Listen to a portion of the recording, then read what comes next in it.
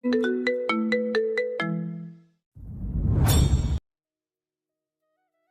বিয়ে হওয়া বাসর রাতে নিজের বরের জায়গায় ভার্সিটির প্রফেসর মিস্টার আদার খানকে দেখে রীতিমতো 404 ভোল্টেজের ঝাটকা খেয়ে থ মেরে বসে আছে আলো। সে হয়তো স্বপ্নেও ভাবতে পারেনি এমন কিছু দেখবে। মেয়েটাকে দেখে মনে হচ্ছে তার সামনে মানুষ নয়, বরং কোনো যমদূত দাঁড়িয়ে আছে, একটু নড়লেই খপ করে তার ছোট্ট দেহ থেকে প্রাণ পাখিটা বের করে নিয়ে যাবে। এসির মধ্যে তরতর করে ঘামছে মেয়েটা, গলা শুকিয়ে কাঠ হয়ে এসেছে, বারবার শুকনো ঢুক গিলছে এবং মনে মনে ভাবছে, কেন যে না দেখে বিয়ে করতে গেল? সবাই কতবার দেখতে বলেছিল, কিন্তু তখন তো মাথায় ভূত চেপেছিল, যার ফলে সবাইকে বড় মুখ করে বলেছিল একেবারে বাসর রাতে গিয়ে স্বামীর মুখ দেখবে। কিন্তু এই সিদ্ধান্তটা যে এত বড় বাস দিবে, সেটা ভাবতে গা শিউরে উঠেছে। শুধুই একটু যদি সে টের পেত, তাহলে বাস্তবে বিয়ে করা তো দূরে থাক, কল্পনাতেও এই উদ্ভুকটাকে বিয়ে করতো না। আলো আর সহ্য করতে না পেরে গলা ফাটিয়ে দিল এক চিৎকার। আ এই মেয়ে, এমন সারণীর মতো চেঁচামেচি করছো কেন? মুখ বন্ধ রাখো, নাহলে এক থাপ্পড় রুম থেকে বের করে দেবো। বেয়াদব মেয়ে। দমক খেয়ে চুপসে গেল বেচারি, কিন্তু মাথায় একটা কথা কিছুতেই ঢুকছে না। সে এর আগে শাহর নাম শুনেছে, কিন্তু শাহনি এটা আবার কোন অঞ্চলের ভাষা? আলো কিছু বলার জন্য মুখ খুলতে যাবে, তার আগে আদার খান গম্ভীর কণ্ঠে বলে উঠল, কেউ একজন বলেছিল তার মামার ছেলের বন্ধুর কাজিনের মেয়ের বড় বোনের বিয়েতে যাচ্ছে। তা মিস কালো, আপনি এখানে কি করছেন? আপনার তো অন্যের বিয়েতে থাকার কথা ছিল, রাইট? আলো এখন কি জবাব দিবে কিছু বুঝতে পারছে না। তার মিথ্যে বলার পর এভাবে হাতে নাতে ধরা পড়বে সেটা বুঝতে পারেনি। আলো মাথা নিচু করে আমতা আমতা করে কিছু বলার চেষ্টা করলো। মানে স্যার, আসলে হয়েছেটা কি? মানে না, আসলে আপনার আপনার কাছে রাখুন মিস কালো। আলোকে পুরো কথা শেষ করতে না দিয়ে তার কথার মাঝে আদার খান ফুরন কাটে। সেটা শুনে মেয়েটা চোখ মুখ কুঁচকে বলে উঠল, দেখুন স্যার, মানছি আমি মিথ্যে বলেছি। তার পেছনে অবশ্যই কিছু কারণ রয়েছে। আর আমার নাম মিস কালো নয়, আর রহমান রিক্তা। আলো না কালো, আই ডোন্ট কেয়ার। আমি না হয় বিয়ের আগে তোমাকে দেখিনি, বাট তুমি নিশ্চয় আমাকে দেখেছো। তাহলে বিয়েতে রাজি কেন হলে? জানতে না আমি তোমার শিক্ষক? নাকি জেনে শুনে এমন করেছো? আমি যদি জানতাম আমার বিয়ে যার সাথে হচ্ছে সেটা আপনি, তাহলে আপনাকে বিয়ে করা তো দূরের কথা, দরকার হলে সারা জীবন কুমারী থাকতাম, তবু আপনার মতো লোককে বিয়ে করতাম না। আলো মিনমিন করে কথাগুলো বলে আর চোখে তাকায় তার বর রূপে বদমেজাজি স্যারের দিকে। আদার খান কিছু সময় গম্ভীর মুখে আলোকে পর্যবেক্ষণ করে ওয়াশরুমে চলে যায়। পরনে সাদা শেরওয়ানি খুলে চুড়ে মেরে ঝর্ণা ছেড়ে পানির নিচে দাঁড়িয়ে মাথায় চুল দু হাতে খামচে জ্বলল। মাথায় তার দাউ দাউ করে আগুন জ্বলছে। একে তো তার দাদাজান তাকে ইমোশনাল ব্ল্যাকমেল করে বিয়েতে রাজি করিয়েছে, তার উপর যে মেয়েটাকে দু চোখে সহ্য করতে পারে না, আর সেই মেয়েটাকে কিনা তার বিয়ে করা বউ, আবার তারই ছাত্রী। ব্যাপারটা হাস্যকর না? আদার নিজের ভাগ্যের উপর তাচ্ছিল্যে হাসি হাসে। সে যখনই ভাবে যে জীবনটাকে একটু গুছিয়ে নেবে, ঠিক তখনই কোনো না কোনো ঝড় তুফান এসে সবকিছু এলোমেলো করে দিয়ে যায়। তার নিষ্ঠুর ভাগ্যটা বড়ই অদ্ভুত। যেটা চায় না সেটাই পায়, আর যেটা খুব করে চায় সেটা হারিয়ে যায় তার একাকিত্ব জীবন থেকে। আদার এসব ভেবে শব্দ করে নিঃশ্বাস ছাড়ল। এতপর একটু সময় নিয়ে গোসল ছেড়ে বেরিয়ে এলো। আলো নিজের মতো বকবক করতে করতে গলা জড়ানো গয়নাটি খুলতে ব্যস্ত। নিজের ভাগ্যকে দোষ দেবে কিনা নিজেকে দোষ দেবে বুঝতে পারল না। তবে দোষ নিজেরই। বিয়ে করবে বিয়ে করবে বলে লাফাচ্ছিল সে, আর এখন বিয়ে করার পর সব লাফালাফি গাড়ির চাকার মতো চাম্পাস হয়ে ফুস করে সব হাওয়া বের হয়ে গেল, সাথে বিয়ে করার শখও। শালার কপাল আমার, কোথায় ভাবলাম বিয়ের পর লাল টুকটুকে স্বামীর সাথে বাচ্চা কাচ্চা নিয়ে সুখে শান্তিতে সংসার করব, ঘুরবো ফিরবো, শপিং করব, কোনো লেখাপড়া ঝামেলায় থাকবে না। কিন্তু না, তার হলো কই? ঘাড়ে তো ওই বদমাস বদমেজাজি উজবুক শালা বুইড়া সাজ জুটলো। উফ, এখন পাঁচিটির মতো নিশ্চয়ই এখানেও জীবনটা জ্বালিয়ে খাবে। তোর বা ভাল লাগে না। আলো এসব বিড়বিড় করে পিছনে ফিরতেই ভূত দেখার মতো চমকে উঠে দুপা পিছিয়ে যায়। তাড়াহুড়ার ফলে ড্রেসিং টেবিলের সঙ্গে ধাক্কা খেয়ে ধপাস করে চিত হয়ে ফ্লোরে পড়ে গেল। লজ্জায় মরিমরি অবস্থা মেয়েটার। শেষে কিনা বাসর ঘরের বরের সামনে চিৎপটান। ইস, কি যে লজ্জার ব্যাপার স্যাপার! থ্যাত! মেয়েটা মাথা নিচু করে ধীরে সুস্থে উঠে দাঁড়ায়। লজ্জায় পুরো চেহারা লাল স্ট্রবেরির মতো হয়ে আছে। মনে মনে নিজেকে ভয়ঙ্কর একটা গালি দিয়ে ভাবে, আচ্ছা, মুখটা কি সব কথা শুনে নিয়েছে আমার? হে আল্লাহ, যদি তাই হয় তাহলে তার কপালে আজ দুঃখ আছে। আলো সামনের দিকে তাকিয়ে দেখে আদার স্যার ব্রু কুচকে তার দিকে চেয়ে আছে। মুখের ভাষা ঠিক করো, নয়তো চড়িয়ে ঠিক করে দেব। অসভ্য মেয়ে কোথাকার। কথাটা বলে আলোর পাশ কাটিয়ে ডিম লাইট জ্বালিয়ে বিছানায় গিয়ে শুয়ে পড়ল। মেয়েটা স্যার নামক বরের দিকে একবার আর চোখে তাকিয়ে মনে মনে বিড়বিড় করতে করতে নিজের কাজে মন দিল। শরীরের সব গয়না খুলে পরনের লাল টুকটুকে জামদানি শাড়িটা টেনে হিঁচড়ে খুলে সোফায় রেখে দেয়। তার আবার শাড়ি-টাড়ি পরার অভ্যাস নেই। বিয়ের জন্য শখ করে পার্লারে গিয়ে টানা 4 ঘন্টা ধরে সেজেছিল। উদ্দেশ্য ছিল নতুন বউয়ের মারাত্মক সৌন্দর্য দেখে যেন বাসর ঘরে তার বর জ্ঞান হারায়। কিন্তু এখন বরকে দেখে নিজেরই জ্ঞান হারিয়ে উগান্ডা চলে যেতে ইচ্ছে করছে। লোকটা মাত্রাতিরিক্ত সুদর্শন পুরুষ হলেও ওনার শরীরের রক্তের চেয়েও অহংকার জেদ বেশি। সরু নাকের ডগায় সবসময় ইগো লেগেই থাকে। মাঝে মধ্যে ইচ্ছে করতো এই স্যার নামক ইগোওয়ালার ড্রামের সুন্দর নাকের আগাচাপাটি দিয়ে কেটে দিতে, তাহলে হয়তো একটু ভালো হতো। আলো এসব ভাবতে ভাবতে ব্যাগ থেকে টি শার্ট প্লাজো বের করে সোজা ওয়াশরুমে ঢুকে গেল। তার আজ মন মেজাজ একটু ভালো নেই। কোথাও একটু মিষ্টি মিষ্টি কথা বলবে, তাকে বোঝাবে এই বিয়েটা মেনে নেওয়ার জন্য, কিন্তু না, উল্টে তার উপরেই চিল্লাপাল্লা করছে। এই জন্যই বলে অতি আশা করতে নেই, না হলে এইভাবে মুখ থুবড়ে পড়তে হয়, তাও স্যার ওরফে পচা গোবরের মধ্যে। ওয়াশরুম থেকে ফ্রেশ হয়ে এসে পিঠ পর্যন্ত কালার্স করা চুলগুলো ছেড়ে সোফায় গিয়ে শুয়ে পড়ল। এই লোকটার সাথে একই বিছানায় শোয়ার কোনো ইচ্ছে নেই তার, তবে এর পিছনে একটা কারণ রয়েছে।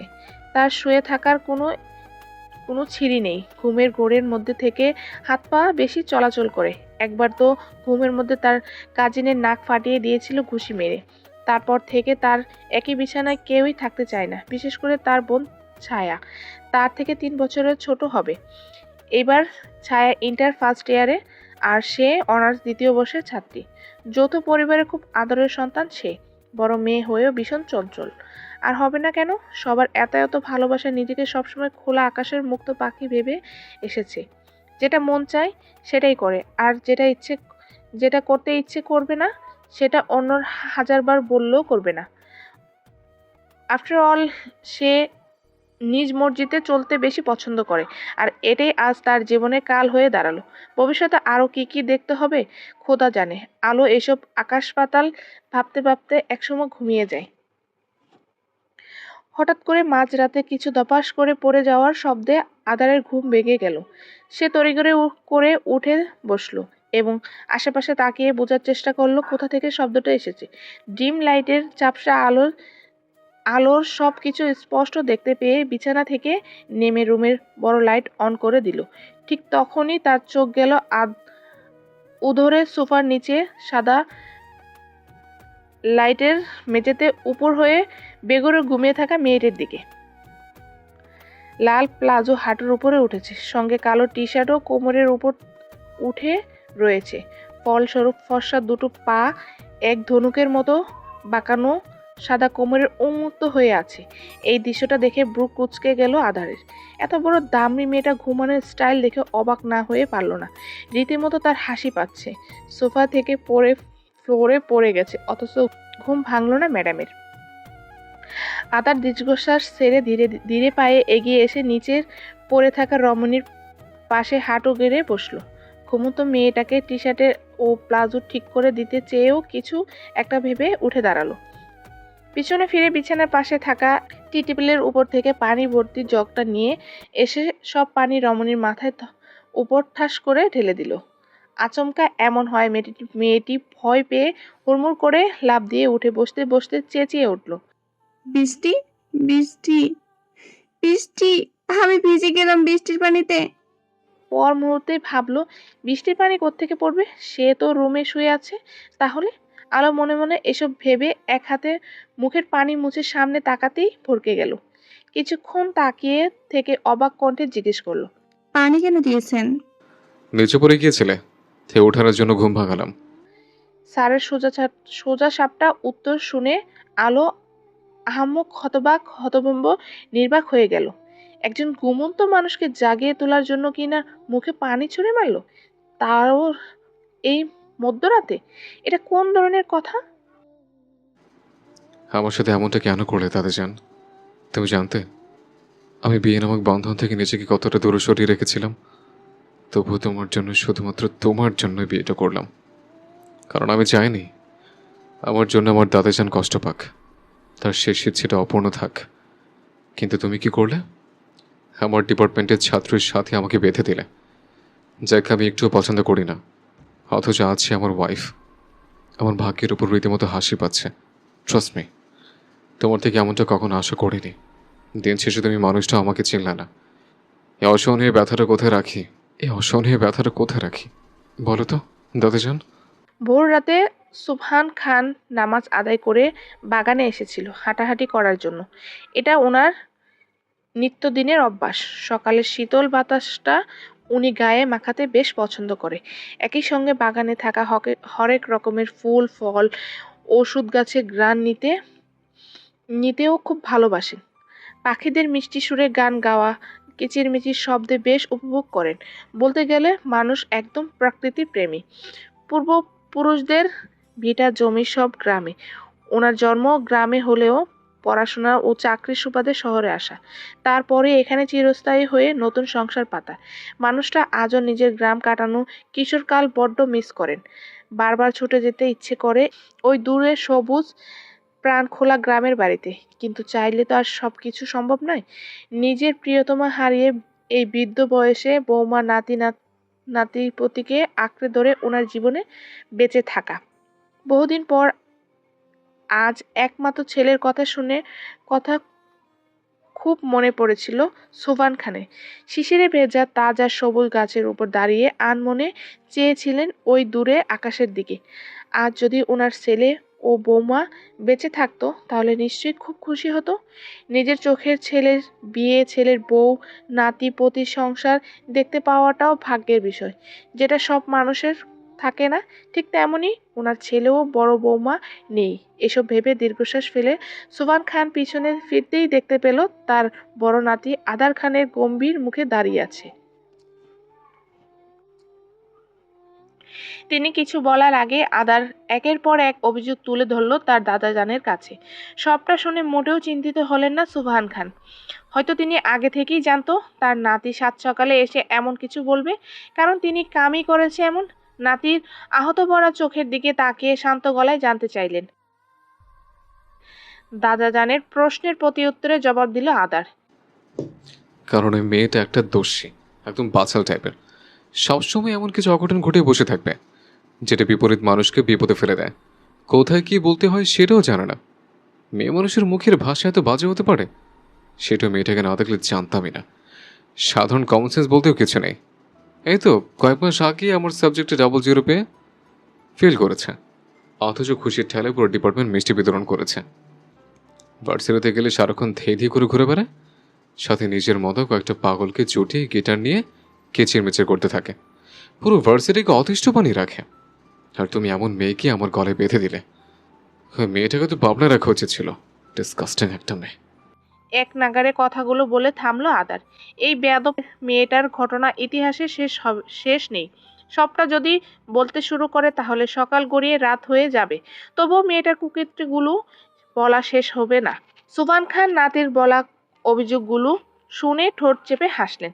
সেটা লক্ষ্য করে আদার গম্ভীর মুখে বলল, আমি কোনো কৌতুক বলি নাই তাতে যান, আর না এখানে হাসার কোনো বিষয় রয়েছে। I am serious. দেখো দাদু ভাই, তুমি একটু বেশিই ভাবছো। মেয়েটা বাচাল না, ও খুব সহজ সরল একজন মাইয়া। যেটা মনে আসে ওইটাই বলে দেয়, এতে খারাপের কিছু দেখছি না তো। আমার নাত বউ চঞ্চল প্রকৃতির মেয়ে, তুমি তার উল্টাটা, তাই এমন রিয়াক্ট করছো। কিছুদিন একসাথে থাকো, সংসার করো, তারপর বুঝবা তোমার দাদা যান কেন এমনটা করছে। সুবহান খানের কথা শুনে আদরের কপাল কুঁচকে গেল। যেখানে সে এই মেয়েটাকে এক মুহূর্তেও জন্য থাকতে চাচ্ছে না, সেখানে কিনা সংসার করবে, তাও আবার এই আতপাগল মেয়ের সাথে। অসম্ভব, এটা কিছুতেই করতে পারবে না। দুঃখিত তাতে যান, তোমার এই কথাটা রাখতে পারবো না, কারণ আমার ডিভোর্স চাই। নাতির মুখে ডিভোর্সের কথা শুনে সুবহান খান চমকে উঠলেন। তড়িঘড়ি করে কাছে গিয়ে এসে বললেন, এমন অলক্ষ্যে কথা বলতে নেই দাদাভাই। আমাদের সঙ্গে এমন একটি নতুন পরিবারও যোগ হয়েছে। তারা খুব আশা করে আমাদের ঘরে নিজের আদরের মেয়েকে দিয়েছে। নাত বউয়ের বাবা তো তাকে এত তাড়াতাড়ি বিয়ে দিতে চাননি, অথচ আমার এক কথায় রাজি হয়ে যে নিজের কলেজার টুকরাকে দিয়েছে। আর সেখানে তুমি ডিভোর্সের কথা বলছো? হ্যাঁ, বলছি। কারণ তুমি আর কোনো বদখোলা রাখোনি তাতে চান। তাহলে আমার কথা শুনে রাখো দাদুভাই। তুমি যদি আমার নাত বউয়ের ডিভোর্স দাও তাহলে আমি এই বাড়ি ছাইরা চলে যাবো। দাদাজানের কথা শুনে আদার দাঁত কিরমির করলো। এই বুড়োটাকে সব সময় তাকে ইমোশন ব্ল্যাকমেল করে। তার ভালোবাসার মানুষ বলতে এই একজন রয়েছে, তাই তো সবসময় বাধ্য হয়ে সবকিছু মেনে নেয়। চাইলেও সে দাদাজানকে হার্ট করতে পারে না, অথচ এই মানুষটাকেই আজ খুব অপরিচিত লাগলো তার কাছে। চাচা, পেছন থেকে চিকন মেয়েলি কণ্ঠস্বর শুনে দাদা নাতি দুজনেই ঘাড় ঘুরিয়ে তাকায়। আলো মাথায় এক হাত লম্বা ঘুমটা তুলে মাথা নিচু করে দাঁড়িয়ে আছে। লাল টুকটুকে মেহেদি রাঙা হাতের দু হাতে চায়ের ট্রে ধরে রয়েছে। পরনে সুতি সেলোয়ার কামিজ। সুভান খান আলোকে দেখে মুখে লম্বা একটা হাসি টেনে এগিয়ে গিয়ে মাথায় হাত বুলিয়ে আদরের কণ্ঠে বললেন, এত সকালে উঠছো কেন? আর রান্নাঘরে বা কেন গিয়েছো? আলো মুখ তুলে ধীরে কণ্ঠে বলল, ঘুম ভেঙে যাওয়ার পর আর ঘুম আসছিল না দাদু, তাই নামাজ পড়ে বাইরে এলাম। আর আমি রান্নাঘরে যাইনি। এটা তো সেপারে চাষি নিয়ে আসছিল তোমার জন্য, ওনার কাছ থেকে আমি নিয়ে এলাম। তুমি তো জানো দাদু, আমি আবার রান্না বান্না খুব একটা পারি না। শেষের কথাটা ফিসফিসিয়ে বলল আলো। সেটা শুনে সুভান খান খুকুক করে কেশে আর চোখে নাতির দিকে তাকালো। আদার নিজে ফোনে ব্যস্ত, তার এদিকে কোনো খেয়াল নেই। সুভান খান কিছু না বলে নাতি বউয়ের হাত থেকে চায়ের কাপ নিয়ে ধীরে কণ্ঠে শুধালো, তোমার জামাইকে বলছো নাকি আমরা আগে থেকেই পরিচিত? আলো দুদিকে মাথা নাড়িয়ে বলল, না দাদু, এখনো বলিনি, তবে আমি তোমার উপর খুব অভিমান করেছি। কেন? আমি আবার কি করলাম? তুমি এত বড় একটা অঘটন ঘটিয়ে এখন বলছো আমি আবার কি করলাম? মানে সিরিয়াসলি দাদু? সুভান খান চায়ের কাপে চুমুক দিতে দিতে বললেন, আমি যা করেছি তোমাদের ভালোর জন্যই। ভালো না চাই, তুমি মিষ্টি মিষ্টি কথা বলে আমাকে ভুলে ভালে এই হিটলার স্যারের সাথে বিয়ে দিয়েছো। আমি এখন বুঝতে পারছি তুমি আগে কেন বলনি এই উজবুক বেটাই তোমার নাতি। যদি বলতে তাহলে আমি বিয়ের রাতে দেওয়াল টপকে হলো পালিয়ে যেতাম, তবু তোমার বদমাস নাতির বউ হতাম না। তুমি এমনটা না করলেও পারতে দাদু। আলো গোমরা মুখ করে তাকালো। সে এই মানুষটাকে বিশ্বাস করেছিল, সাথে খুব ভালোভাবে, একদম নিজের দাদার মতো। কখনো সে দাদা দাদির নানা নানির ভালোবাসা পায়নি। এই মানুষটার সাথে অনাকাঙ্ক্ষিতভাবে পরিচিত হওয়ার পর থেকেই দাদার ভালোবাসা কেমন সেটা উপলব্ধি করতে পেরেছে।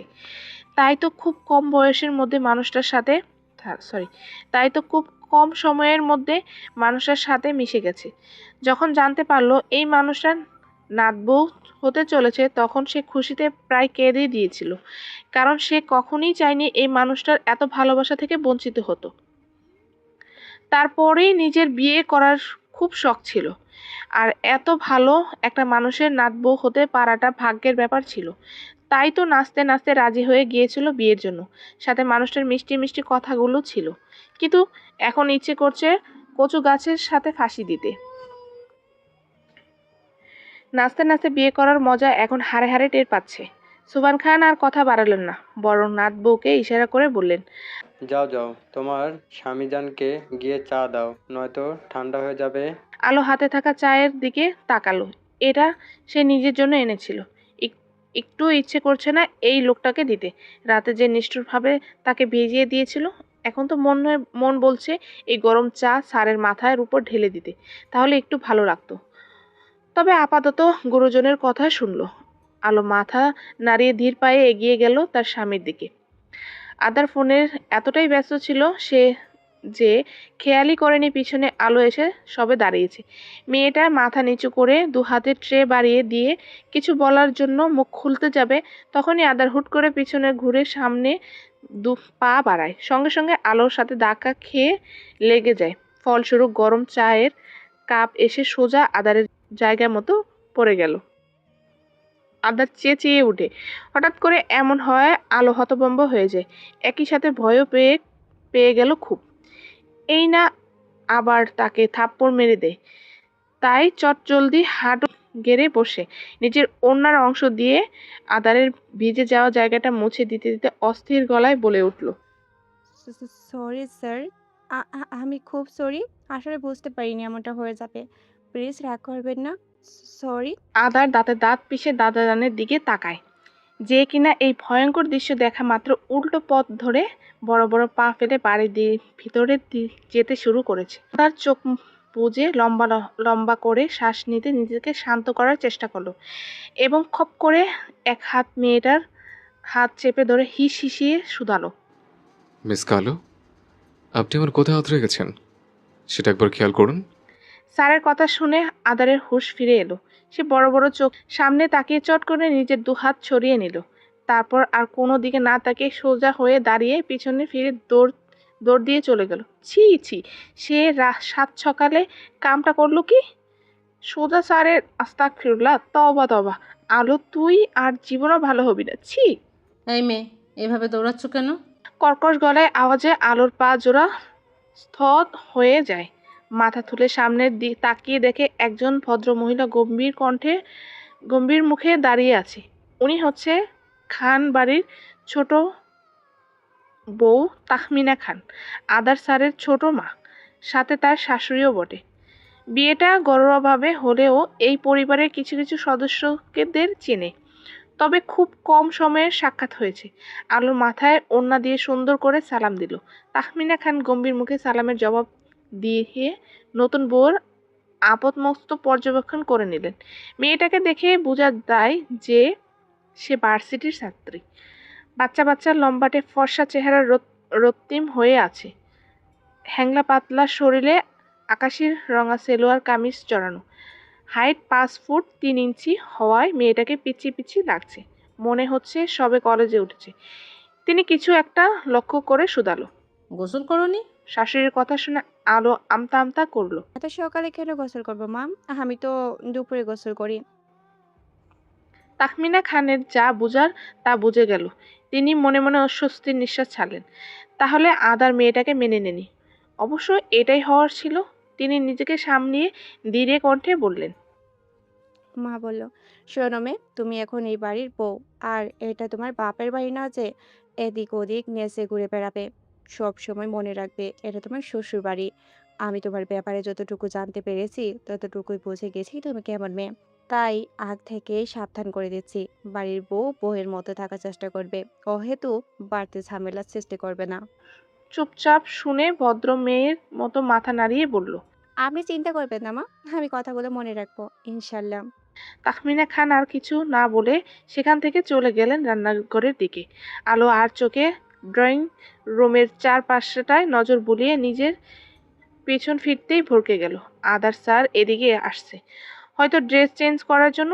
আলো শুকনো ঢোক গিলে তাড়াহুড়ো করে বিলাসবহন সোফার পেছনে গিয়ে লুকিয়ে পড়ল। আপাতত এই বদ লোকের সামনে সে পড়তে চায় না, নয়তো দেখা যাবে নেক্সট গরম চা তার গায়ের উপর ঢেলে দিয়েছে। তাই সে রিস্ক নিতে চাচ্ছে না। আদার আলোকে দেখতে না দেখে ভান করে রুম থেকে চলে গেল। যত তাড়াতাড়ি সম্ভব দাদাজানেরকে ম্যানেজ করে এই পাগলটার হাত থেকে রেহাই পেতে হবে, নয়তো তার বিগড়ে যাওয়া জীবনে আরো বিগড়ে দিবে এই বেয়াদব মেয়েটা। দুপুরের দিকে বাপের বাড়ি এসেছে আলো। আজ রাতটা এখানে থেকে পরের দিন শ্বশুর বাড়িতে যাবে। গতকাল তার বই পার্সোনাল জিনিসপত্র নিয়ে যাওয়া হয়নি, মূলত সেগুলো নিতে ও তার মা বাবার সাথে দেখা করার জন্য এসেছে। দাদাজানের কথায় তার সাথে আদারও এসেছিল, তবে তাকে বাড়িতে নামিয়ে কাজের বাহানা দিয়ে চলে গিয়েছে লোকটা। এতে আলোর কোনো কিছু যায় আসে না। সে তো বাড়িতে ফেরা মাত্রই মতিউর রহমানকে জাপটে ধরে কাঁদতে কাঁদতে অভিযোগ দিতে ব্যস্ত। তুমি দুনিয়াতে আর কোনো মানুষ পেলে না বাবা, আমার ডিপার্টমেন্টের স্যারের সাথে আমাকে বিয়ে দিতে হলো। তুমি এটা কেন করলে বাবা, কেন? মতিউর রহমানকে বেশ চিন্তিত দেখা যাচ্ছে। তিনি থমথমে মুখে নিজের সহধর্মীর দিকে তাকায়। আলেয়া রহমান বড় মেয়ের ন্যাকা কান্না দেখে বেশ বিরক্ত, গমগমে গলায় বললেন, বিয়ে করব বলে কে লাফাচ্ছিলি শুনি? ভুলে গেলে এই বিয়ে করার জন্যই তুমি ইচ্ছে করে পরীক্ষা ফেল করেছিলে? কারণ তোমার বান্ধবীকে ফেল করার পরপরই বিয়ে দেওয়া হয়েছিল, তার জন্য তুমিও এই বুদ্ধিটা খাটিয়েছ। তাহলে এখন বিয়ের পর এমন মরা কান্না জুড়ে দেওয়ার মানে কি? আলো ফেস ফেস করে কাঁদতে কাঁদতে বলল, তাই বলে ওই হিটলার চারের সাথে বিয়ে দিবে? উনি আমাকে মোটেও সহ্য করতে পারে না মা, লোকটা ভীষণ খারাপ। বড় বোনের কথা শুনে ছায়া ফট করে বলে উঠল, কিন্তু আমি শুনেছি তুমি ভার্সিটিতে আধার স্যারকে ভীষণ জ্বালাও। একবার তো ওনার গাড়ির 4 চাকার হাওয়াও বের করে দিয়েছিলে আপু। ছোট বোনের কথা শুনে আলো রেগে ধমক দিল। চুপ কর বেয়াদব, ওই লোকটার ব্যাপারে একদম ওকালতি করতে আসবি না, নয়তো আমি বাবাকে বলে দিব তুই কলেজে গিয়ে তুই কাদের দেখি ক্রাশ খেয়ে মটকা মেরে পড়ে থাকিস। ছায়া দমে গেল, ভুলেও আর কিছু বলবে না। প্রতি উত্তরে আলো তার বাবার দিকে তাকিয়ে অসহায় কণ্ঠে বলল, ও বাবা, বাবা গো, আমি আর বিয়ে করতে চাইবো না, এবারের মতো তোমার অবুজ মেয়েকে ক্ষমা করে দাও। এই যে পিঙ্কি প্রমিস করছি, আর জীবনও বিয়ের নাম মুখে নিব না, ঢের শিক্ষা হয়েছে। মতিউর রহমান মেয়ের চোখের পানি মুছে দিয়ে শান্ত গলায় বললেন, তুমি যেমনটা ভাবছো অধরা তেমন না মামুনি। ছেলেটা ভীষণ ভালো। হ্যাঁ, একটু কথা কম বলে, গম্ভীর স্বভাবে, তাই তোমার এমনটা মনে হয়। তবে মানুষ হিসেবে ছেলেটা লাখে একটা। আমরা অনেক ভেবেচিন্তে এই সিদ্ধান্তটা নিয়েছি। আর তোমাকেও বারবার বলছিলাম একেবারে হবু জামাইকে দেখে নাও, কথা বলে নাও, কিন্তু তুমি আমার কোনো কথাই শুনলে না। আচ্ছা, অধরা কি তোমার সঙ্গে খারাপ ব্যবহার করেছে?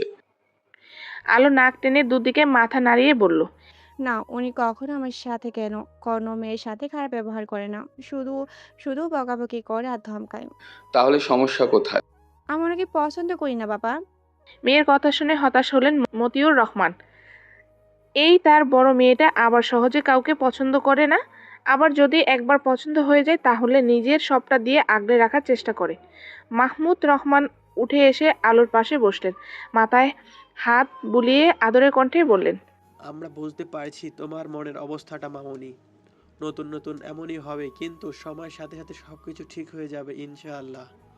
বড় চাচার কথা শুনে আলো দীর্ঘশ্বাস ছাড়ল। আজ তার জন্য সবটা হয়েছে। সে যদি মাত্রায় বাড়াবাড়ি না করত তাহলে এই দিনটা দেখতে হতো না তার। সব দোষ তার। এখন ইচ্ছে করছে সময় রিপিট করে পিছনে ফিরে যেতে, কিন্তু সেটা সম্ভব না। তার যে এখন সব পথ বন্ধ। অনেক হয়েছে, এখন আয় তো দেখি। তোর সব পছন্দের খাবারগুলো রেঁধেছি, সাথে হালিমও। খাবারের কথা শুনে আলোর পেট গুড়গুড় করে উঠল। সে আবার খাবার পেলে দুনিয়া মানুষজন ভুলে যায়, সাথে সকালে চিন্তা ভাবনাও। সে উঠে বড় চাচির সাথে চলে গেল। তার পিছু পিছু ছায়া, মায়া ও রোহিত গুটি গুটি পায়ে এগিয়ে যায়। মায়া ও রোহিত তার চাচাতো ভাই বোন। আলো সবার সাথে ডাইনিংয়ে বসে গপ গপ খেতে লাগলো। পেট ঠান্ডা তো পুরো দুনিয়া ঠান্ডা। বিয়ের ৩-৪ দিন পর ভার্সিটিতে পা রেখেছে আলো। সে বিয়ের আগে ধরেই নিয়েছিল এটাই লাস্ট ক্লাস করে বিদায় নিবে ভার্সিটি থেকে। প্ল্যান ছিল পড়াশোনা আর করবে না, স্বামীকে বলে মিউজিক ক্লাসে ভর্তি হবে, কারণ তার খুব শখ গান গাওয়া। কিন্তু সব কিছু উল্টো গিয়েছে তার। বরের সাথে চুটিয়ে প্রেম করার জায়গায় দিন দুপুরের শুধু ধমক খেয়ে যাচ্ছে, সাথে এক্সট্রা লেখাপড়া ফ্রি। ওই মামা, এতদিন কার চিপাই ছিলি? মারুফের কথা শুনে আলোর ধ্যান ভাঙল। সে আনমনে হেঁটে মাঠের দিকে আস্তে আস্তে বিড়বিড় করলো, থাকতে চেয়েছিলাম তোর স্বামীর চেপায়, কিন্তু পড়ে গেলাম মাইনকার চেপায়। এতদিন পর বান্ধবীকে দেখতে পেয়ে ফারহাস, শালুক, নির্জন আর তামান্না ছুটে এলো। তারা 5 জন গোল হয়ে ঘিরে ধরে আছে আলোকে। এতে মেয়েটা প্রচুর বিরক্ত হয়। সকাল থেকেই মন মেজাজ একটু ভালো নেই তার উপর ভার্সিটিতে পা রাখা না রাখতেই 5 শয়তান গোয়েন্দা মতো জেকে ধরেছে, যেন সে চোর আর তারা পুলিশ। কি সমস্যা তোদের, এভাবে জকের মতো চিপকে লেগে আছিস কেন? আলো চোখ মুখ কুচকে বিড়বিড় করলো। ফারাজ উদ্বিগ্ন কণ্ঠে বলল, খবর পেলাম তুই নাকি বিয়ে শাদী করেছিস। শালুকও বলল, আমাদের ছেড়ে তুই একা একা বিয়ে করতে পারলি? এর পর মুহূর্ত নির্জন দাঁত কেলিয়ে বলল, দোস্ত, সুগার ড্যাডিকে বিয়ে করেছিস নাকি? তার জন্য আমাদেরকে জানাসনি? সবার কথা শুনে মারুফ বিরক্তিকর কণ্ঠে বলল, আরে ধুর বল, থাম তোরা। একসাথে এত প্রশ্ন করলে জবাব দিবে কিভাবে? তামান্না এগিয়ে এসে আলোর হাত ধরে চিন্তিত গলায় জানতে চাইল। তুই ঠিক আছিস তো আলো? তোকে দেখে কেমন কেমন লাগছে। আলো শব্দ করে দীর্ঘশ্বাস ছাড়ল। সে আগেই জানতো এরা সবাই জেনে যাবে, আর এর পিছনে তার ছোট্ট বোনের বাম হাত আছে সেটা জানে। শয়তানটা পারলে পুরো দুনিয়াকে জানিয়ে দিত সে বিবাহিত। কি রে, চুপ করে আছিস কেন? কিছু তো বল। আলো কাঁধের ব্যাগ ঠিক করে বলল, ক্লাস টাইম হয়ে এসেছে, চল। যেতে যেতে সব বলছি। সবাই মাথা নাড়িয়ে হাঁটা ধরল সামনের দিকে। আলো শর্টকাটে তার বিয়ের কাহিনী বলে গেল। সে চেয়েছিল একেবারে বিয়ে করে বরকে সঙ্গে নিয়ে এসে বন্ধুমহলকে সারপ্রাইজ দিতে। তার উপর একদম হুট করে বিয়ে হওয়াতে সেভাবে কাউকে বলতে পারেনি। তবুও সে মেসেজ করে বলেছিল, কিন্তু তার কথাতে কেউ বিশ্বাস করেনি, কারণ সে এমন বারবারই করে থাকে। তাই তো সিরিয়াস সময়েও কেউ কিছু বিশ্বাস করতে চায় না, স্বয়ং তাকেও না। সব কথা শুনে ফারহা বলল, বুঝলাম সব। আচ্ছা, দুলাভাইকে কবে দেখাবি? আলো এখনই জানেনি তার বর স্বয়ং এই ভার্সিটির এই হিটলার প্রফেসরটা, আর সে জানাতেও চায় না, কারণ এই লোকটার ব্যাপারে বন্ধুমহলে সবার কাছে অনেক অনেক গসিপ শুনেছে, গসিপ করেছে। 14 গোষ্ঠীর ধোয়া থেকে শুরু করে নানান রকমের আকাম কুকাম ঘটিয়েছে। যেই স্যারকে দেখতে পারে না, আর সেই লোকটা তার স্বামী ভাবতেই বুকের ভেতরে চিনচিন ব্যথা করছে তার মতে এত ভালো একটা মেয়ের জীবনে এটা ছিল, প্রাপ্য ছিল। দীর্ঘশ্বাস ছাড়ল আলো। বান্ধবীদের সাথে পায়ে পা মিলিয়ে ক্লাসরুমের দিকে যেতে যেতে বলল, বছর খানেক পার হোক, তারপর ভেবে দেখবো। মানে কি? মানেটা খুব সিম্পল শালু। আমার স্বামীর সাথে বছর পর দেখা করাবো। কেন? উনি নেই। বাক্যটি শুনে সবার পা থেমে গেল। একই সাথে সবাই অবাক কণ্ঠে বলল, নেই মানে? উনি দেশের বাইরে থাকে, বিয়ের পরে চলে গিয়েছে, ফিরবে 10 বছর পর মেবি। ডাহা মিথ্যা কথা বলে মনে মনে মাপ চাইল আলো। এদিকে নির্জন হঠাৎ হেসে উঠে বলল, তার মানে আমার সন্দেহটি ঠিক, তুইও তুলির মতো বিদেশে থাকা সুগার ড্যাডিকে বিয়ে করেছিস। তার বয়স কত? নিশ্চয় 60। ছেলেটার কথা শুনে আলো ভীষণ রেগে গেল। হ ভাই হ, আমার স্বামীর বয়স 60 না 80 বছর, মাথায় চকচকে টাক, 5টা দাঁত নেই, বুইড়া থুইরা মানুষ, লাঠি ছাড়া চলতেই পারি না, দাড়ি হাঁটু পর্যন্ত, কাইলা কুচকুচা চেহারার মাঝে হলদে চোখ, সাথে 5 বাচ্চার বাপও। হয়েছে এবার শান্তি। সে কোনো দিকে না তাকিয়ে খ্যাক করে বলল। বান্ধবীর এহেন কথা শুনে সবাই বেকুব বনে গেল। তামান্না ফিসফিসিয়ে বলল, দিন শেষে একটা বুইড়াকেই তোর বিয়ে করতে হলো? কারণ বুইড়া বেটারাই বউকে ভীষণ আদর করে, সোহাগ করে।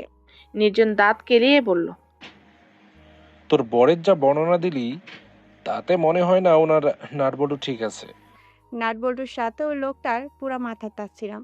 আলো বিরক্তিকর মুখে কথাটা বলে সামনে পা বাড়াতে খেয়াল করলো সবাই চোখ বড় বড় করে তার পিছনে তাকিয়ে আছে। সে কিছু বলতে যাবে, তখনই সবাই হুড়মুড় করে ক্লাসরুমের ভেতরে ঢুকে গেল। এতে আহাম্মক বনে গেল আলো। সে কৌতূহল হয়ে ঘাড় ঘুরিয়ে পেছনে তাকাতে স্তব্ধ হয়ে যায়। তার থেকে কিছুটা দূরে আদার স্যার দাঁড়িয়ে আছে, তাও রক্তিম চোখে। অজানা ভয়ে আলোর সর্বাঙ্গ কেঁপে উঠল। নিশ্চয়ই এতক্ষণে বলা তার সব কথাগুলো শুনে নিয়েছে, তাই তো এমন খেয়ে ফেলার মতো তাকিয়ে আছে। সে শুকনো ডুব গিলে চট করে নজর সরিয়ে নিল। মানুষটা সেই অদ্ভুত চাউনি কি ভয়ঙ্কর! ফিজিক্সের ক্লাসের একদম শেষ বেঞ্চে বসে আছে আলো ও তার বান্ধবীরা। মূলত নিজেকে স্যার নামক স্বামীর থেকে আড়াল করে রাখার জন্য সামান্য চেষ্টা। নিত্যদিনের মতো আজও পুরো ক্লাস নিস্তব্ধতার মাঝে বিরাজ করেছে। কারো মুখে টু শব্দ পর্যন্ত নেই। মেয়েরা আড়ে আড়ে তাকাচ্ছে সামনে ডেস্কের চেয়ারে বসে থাকা স্যারের দিকে। আদার চশমা বেদ করে বইয়ের পাতার উপর নিবদ্ধ। আজ নতুন চ্যাপ্টার নিয়ে লেকচার দেবে, সাথে প্রেজেন্টেশনও। দোস্ত দেখ, আজ স্যারকে কত হ্যান্ডসাম লাগছে, সাদা শার্টে পুরো মাখন। ফারহাও ফিসফিস করে কথাটা বলে। তার প্রথম ক্রাশ আদার স্যার। শুধু তার নয়, পুরো ভার্সিটির বেশিরভাগ মেয়েদের ক্রাশ। যাদের বয়ফ্রেন্ড রয়েছে তারাও মাঝে মধ্যে লাইন মারতে দুবার ভাবে না। তবে স্যার কাউকে পাত্তা দেয় না। মেয়েদেরকে দেখে 100 হাত দূরত্ব বজায় রেখে চলাফেরা করে। কেউ যদি বেয়াদবি না বাড়াবাড়ি করার চেষ্টা করে তাহলে তাকে ছেড়েও দেয় না, একদম উচিত শিক্ষা দেয়, সেটা হোক না কেন পরিবারের কাছে নোটিশ দিয়ে। দেখতে মাখন হলেও কিন্তু ভেতরে ভীষণ তিতা ফারু। তামান্না বই বের করতে করতে বান্ধবীদের উদ্দেশ্য বলল। পিছনের বেঞ্চে থেকে আলো সবটা শুনতে পাচ্ছে। সে এক কান দিয়ে ঢুকিয়ে অন্য কান দিয়ে বের করে দিচ্ছে। তার পাশে শিমুল চুপচাপ বসে আছে, খাতা কলম বের করে। তাদের থেকে কিছুটা দূরে ছেলেদের সারিতে মারুফ ও নির্জন বসে আছে। একটু পর স্যার লেকচার দিতে শুরু করে। সবাই মনোযোগ সহকারে শুনছে ও জরুরি বিষয়গুলো নোট করে নিচ্ছে। বেশিক্ষণ সব পর লেকচার শেষ হতে সবাইকে আগামীকাল প্রেজেন্টেশন করে নিয়ে আসতে বলা হলো। আদার এক পলক হাতের ঘড়ির দিকে তাকিয়ে শটাং হয়ে উঠে দাঁড়ায়। তারপর গম্ভীর কণ্ঠে একজনের উদ্দেশ্যে বলল, আলো, কাম হিয়ার। স্যারের ডাকে ভেবাচেকে খেয়ে গেল আলো। সকলের দৃষ্টি এখন লাস্ট বেঞ্চে। আলো শুকনো ডোক গিলে চুপচাপ উঠে সামনে এগিয়ে যায়। জি স্যার। আদার আলোর দিকে তাকিয়ে স্বাভাবিক কণ্ঠে একটা প্রশ্ন বলে, আইনস্টাইনের স্পেশাল রিলেটিভিটি অনুযায়ী যদি দুটি বস্তু আলোর কাছাকাছি লেগে বিপরীত দিকে যায় তবে তাদের আপেক্ষিক বেগের সূত্রটি বোর্ডে লিখে দাও। আলো লেখাপড়া খারাপ না, সেও খুব ভালো স্টুডেন্ট ছিল, তবে সেটা ভার্সিটি ওঠা পর্যন্ত। এখন গাড়ে শয়তান চাপার ফলে লেখাপড়া ঠিকমতো করে না। কোনোভাবে পরীক্ষার আগের রাতে পড়ে টেনে টেনে পাস করে যেত, কিন্তু সে যেটা একবার ভালো করে মুখস্থ করে সেটা সহজে ভুলে যায় না। সে জোরে জোরে শ্বাস নিয়ে মাথা নাড়িয়ে ডেস্কের উপর থেকে ব্ল্যাক মার্কার পেন তুলে হোয়াইট বোর্ডের উত্তর লিখতে শুরু করলো। আদার চোখের চশমা ঠিক করে ক্ষীণ নজরে তাকিয়ে আছে বোর্ডের দিকে। সে জানে মেয়েটা সঠিক উত্তর লিখতে পারবে না। ফেলটুস মেয়ের থেকে এর চেয়ে বেশি আর কি বা আশা করা যায়, কিন্তু তাকে অবাক করে দিয়ে আলো প্রশ্নের সঠিক জবাব লিখে সুন্দর করে বুঝিয়ে দিল। আদার কপাল কুঁচকে কয়েকবার ভুল ধরার চেষ্টা করেও পারল না। সে বাম হাতে ব্রু চুলকিয়ে আরেকটা প্রশ্ন করে দিল, ভার্চুয়াল ডিসপ্লেসমেন্ট ব্যবহার করে ডি অ্যালামবার্টের নীতিটি বোর্ডে লেখো এবং এটি থেকে ল্যাগ্রাঞ্জিয়ান সমীকরণ কিভাবে আসে তার শুরুর ধাপটি দেখাও। আলোর মুখ কালো হয়ে গেল। সে বুঝতে পারছে তাকে এত কঠিন কঠিন প্রশ্ন ইচ্ছে করে করছে, যেন সবার সামনে তাকে নাস্তানাবুদ করতে পারে এই বদ লোকটা। কিন্তু এখন সে কি উত্তর লিখবে, এটার জবাব পেটে এলেও মস্তিষ্কের ভেতরে আসছে না। আলোকে থ মেরে দাঁড়িয়ে থাকতে দেখে আদার মনে মনে বাঁকা হাসলো। আরাম করে ডেস্কের সাথে হেলান দিয়ে 2 হাত প্যান্টের পকেটে গুজে বলল, ইউ টেকিং টু লং আলো রহমান। স্যার আমি উত্তর ভুলে গেছি। আলো সোজা সাপটা জবাব দিল। তার মানে তুমি বলছো উত্তরটা লিখতে পারবে না? আলো মাথা নাড়িয়ে বলল, জি। আদার সোজা হয়ে দাঁড়িয়ে শান্ত গলায় বলল, ওকে ফাইন, বাট শাস্তির স্বরূপ আগামীকাল 3টি প্রেজেন্টেশন কমপ্লিট করে নিয়ে আসবে। Got it? স্যারের এহেন কথা শুনে আলোর চোখ দুটো বেরিয়ে আসা অতিক্রম। যেখানে একটা প্রেজেন্টেশন করতে নাজেহাল অবস্থা, সেখানে 3টা, তাও এক রাতে, অসম্ভব। সে কিছু বলতে যাবে তার আগে ক্লাস টাইম শেষের ঘন্টা বেজে গেল। আদার নিজের জিনিসপত্র নিয়ে ক্লাসরুম থেকে বেরিয়ে যেতে যেতে সবার উদ্দেশ্য গম্ভীর কণ্ঠে বলল, Those who fail to complete their presentations by tomorrow will be assigned a triple hard project as a penalty, along with extra lab classes. আজ বেশি ক্লাস না থাকায় ভার্সিটি থেকে বেরিয়ে এলো সবাই। তখন বাজে দুপুর 2টা।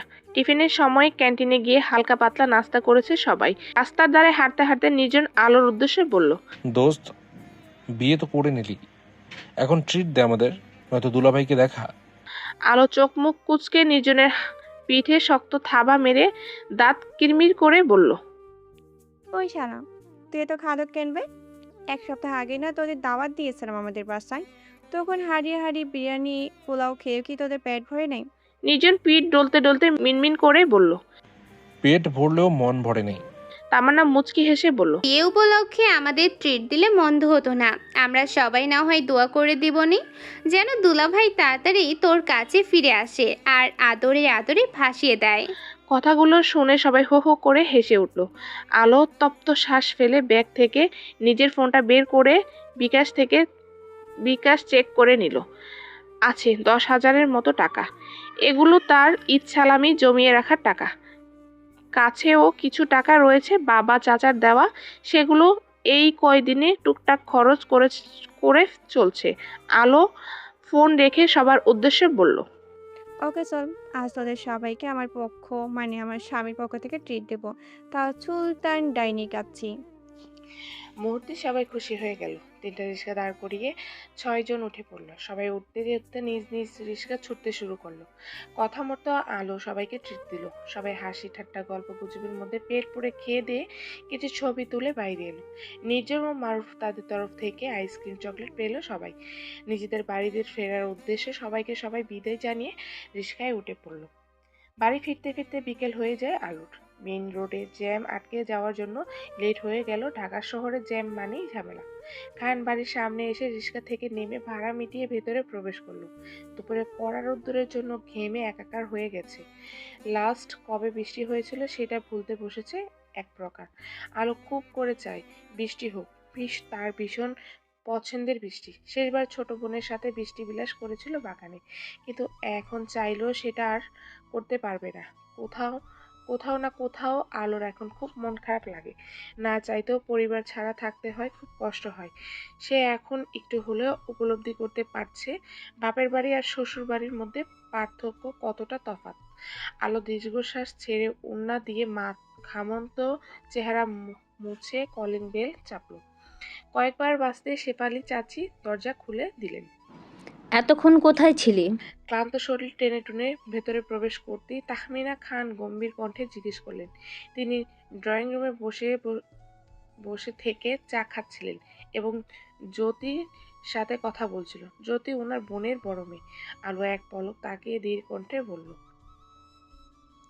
বিয়ের কথা শুনে বন্ধু মহলের সবাই জিদ ধরেছিল ট্রিট নেওয়ার জন্য। ওদেরকে ট্রিট দিয়ে ফেরার জন্য জ্যামে আটকে যাই মা, তাই দেরি হয়ে গেছে। বিয়ে হতে না হতেই স্বামীর টাকা উড়ানো শুরু করে দিয়েছ? বাহ। আলোর কথা শেষ হতেই মাঝখান থেকে জ্যোতি কথাটা বলে ওঠে। আলো কিছু বলতে যাবে তখনই তাহমিনা খান আবার বলে উঠলেন, ফ্রিতে স্বামীর টাকা পেয়েছো মানে এই না যে অহেতুক খরচ করে বেড়াবে। আমার ছেলে দিন রাত কষ্ট করে টাকা ইনকাম করে, আর তুমি সেখানে আজাইরা খরচ করে বেড়াচ্ছ। এরপর থেকে টাকা খরচ করার আগে হিসাব করে চলবে, নয়তো কদিন পর সংসার রসাতলে যাবে তোমার অতিরিক্ত খরচের জন্য। শাশুড়ির কথা শুনে এক মুহূর্তের জন্য স্তব্ধ হয়ে যায় আলো। সে এখন পর্যন্ত ওই লোকটার এক পয়সাও খরচ করেনি। বিয়েতে যা টাকা পেয়েছিল সবটা রেখে দিয়েছিল। তার নিজের কাছে যতটুকু ছিল ততটুকু দিয়ে চলছে। এমনকি আজ বিকাশ থেকে টাকা বের করে সবাইকে ট্রিট দিয়েছে। সেখানে মানুষটা তাকে বকাবকি ধমকাধমকি ছাড়া আর কিছুই দেয়নি। সেখানে সে নাকি অহেতুক স্বামীর টাকা খরচ করছে। হাস্যকর ব্যাপার। তবে তার খুব খারাপ লাগছে। কখনো টাকা পয়সা নিয়ে এমন পরিস্থিতিতে পড়তে হয়নি, আর এখন দোষ না থাকা সত্ত্বেও কথা শুনতে হচ্ছে। আলো জোরে শ্বাস নিয়ে শান্ত গলায় বলল, আপনি ভুল বুঝছেন মা, আমি আপনার ছেলের 1 টাকাও খরচ করিনি। যা খরচ করেছি ওইসব আমার জমানো টাকা ছিল। আর হয়েছে, থাক, আর অজুহাত দিতে হবে না, এখন তুমি আসতে পারো। আলোকে সম্পূর্ণ কথাটা শেষ করতে না দিয়ে বিরক্তিতে কণ্ঠে তাহমিনা খান বলে উঠলেন। আলো আড়ালে দীর্ঘশ্বাস ছেড়ে চুপচাপ চলে গেল নিজেদের রুমে। দিন যত যাচ্ছে তত তার দমটা বন্ধ হয়ে আসছে। ভাবি, আপনাকে আম্মু ডাকছে।